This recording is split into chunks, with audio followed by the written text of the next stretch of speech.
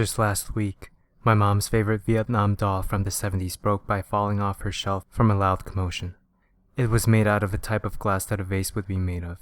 She seemed somewhat negatively affected by it. I told her that I'd see what I could do to get it replaced. She told me that the only reason why it meant so much to her is because she'd had it ever since she was 7. She's never owned something so long. After I heard about the accident, she told me that a garage sale was just up the street from her place. So I took a stroll there and checked out what they had. The garage sale was ran by an old man and his wife. Most of what they were selling were movies from the 60s or children's books. Must be grandparents, I'd assume. Nothing much came to interest, except for this doll at the scale. It looked oddly alike to my mom's Vietnam doll. It was a bit bizarre. It had the long dark hair, the beautiful dark red dress, the little black slips, and even the pale white on its skin. But something was a bit strange about the doll.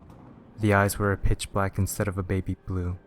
I thought nothing of it and approached the old man and asked him how much the doll was. He just laughed a little and said, "I remember that doll. It's a China doll.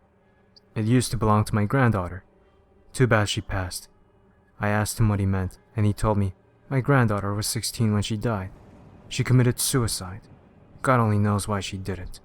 I thought a little deep into it, then asked how much the doll was again, realizing I never even got an answer to how much it cost in the first place. He told me that he wasn't even going to charge me for it. He just wanted it out of his sight. I replied with soft, "Thank you." I kept thinking about how oddly strange and suspicious that old man was. When I arrived home, I showed my mom the doll. "It's perfect," she replied with a huge grin on her face. Ever since then, she has not said anything negative about the doll. All she said was it oddly looked exactly like hers, and I noticed how she's been attached to it. Whenever I go over to her house, I see her in her rocking chair, rocking back and forth, staring into the doll's darkened eyes. It's a little creepy. So after that, I took a break from going over to her house because I had this nightmare the other day after seeing how attached she's been to the doll. The nightmare started out where I was in a well-lit room. I knew I was dreaming, but in the dream I was trying to uncover something. Across from where I was standing, there was a little girl. She looked quite similar to the doll itself. I asked her what she wanted. She told me she was there to warn me about the horrors that the doll holds in place. I asked her what she meant. She told me that the doll that was in the possession of my mother was possessed by an evil spirit. It explains a little to why my mom has been acting so bizarre and unusual lately. In my dream, I asked if I could destroy the doll. She said no, as it could be released, and the evil spirit will be into easier contact with my mother's body. It could cause my mom to get possessed. The little girl told me that I should try to get rid of the doll somehow, other than trying to destroy it. Unfortunately, I didn't know much at that time. It was only a nightmare. God only knows if what the girl in my dream spoke of was even a real thing. The day after I had that nightmare, bizarre things began to happen. My mom was acting a bit strange. She no longer answered my phone calls, nor even called me. Something was wrong, and I had to get to the bottom of it. I went over to my mom's house, and when I approached the door, it was already open. What horrors could be in there? I dashed inside and into my mom's room. Ahead, she was in a corner, shivering. She turned around and she grinned. Something was off about her. Her eyes were darkened. I stumbled back in terror. "What's wrong? You don't like how I look?" her demonic voice said. I then noticed the brutal cuts up and down her arms. What the fuck is going on? I wondered. I need to see a priest before this goes too far. The next time I've just spoken to a priest about what's been going on with my mother. The only problem was that I had to wait 5 days for him to get here. He recently arrived at the house. I held the door open to precede him inside the house. I stumbled up the stairs with the man explaining what's been going on with her and the doll. He simply replied, "Was it Avelina's doll?" I didn't know what he spoke of, so I questioned him about the name Avelina. He told me that she was about 10 years old and she lived with her grandparents. She one day was roaming the attic, looking for a spare light bulb, and instead, she found a China doll, the doll my mom owned as her own. Avelina decided to call the doll Emily. A little after she found the doll, Avelina noticed something wrong about the doll. She warned her grandparents about the horrors the doll held. It showed her things she didn't want to witness. As punishment, they trapped her in the cellar of their house until she quit her nonsense about the China doll, but she still spoke of the China doll.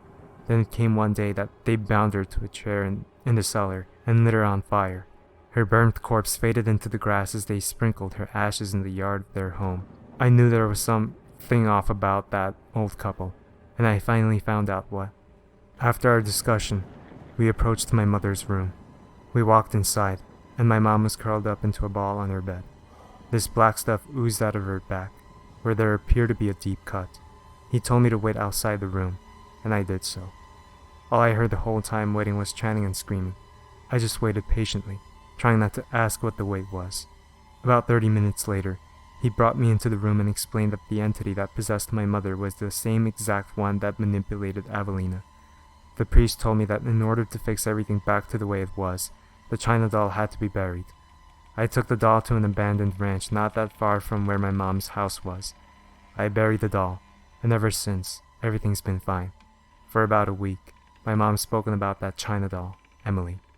The most bizarre thing is that, a day after the entity left my mom's spirit, the old couple's house up from where my mom lives was burned down with them still inside, sound asleep in their bed.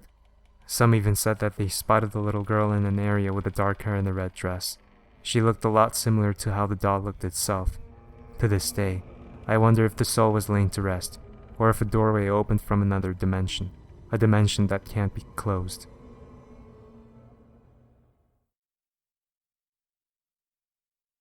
It was a cold California night as the traveler was heading home along Highway 11. This highway was also known as Autobahn Verwalt. The lone traveler sped down the desolate roadway, attempting to keep consciousness. All that surrounded him were tall trees flowing in the midnight air, their branches rustling against others, shaking leaves and needles to collapse to the earth. He soon came up to the mile marker 11 and pulled into the rest stop. As the engine came to a dead stop, he jumped out of his vehicle and made a short sprint to the restroom. Upon entering, a vile smell rose to his nostrils and caused him to choke. "Hello, is anyone in here?" He shouted as if expecting an answer. Cautiously stepping over puddles of brown and other mysterious shades, he stood before a urinal. Slowly dropping the zipper, he made a quick check that nobody was in there with him. After reassuring himself, he relaxed and let go. He exhaled a deep breath as the contents of his bladder emptied onto the urinal cake, causing it to decay with each splash. When he was finished, he zipped up his jeans and stepped over to the sink, almost slipping from one of his wet footprints. Down the row of sinks, murky brown water began to spill from the cold faucet. He stood there disguised and confused. A dark solid slowly flowed up from the drain in his sink as the water ran down it.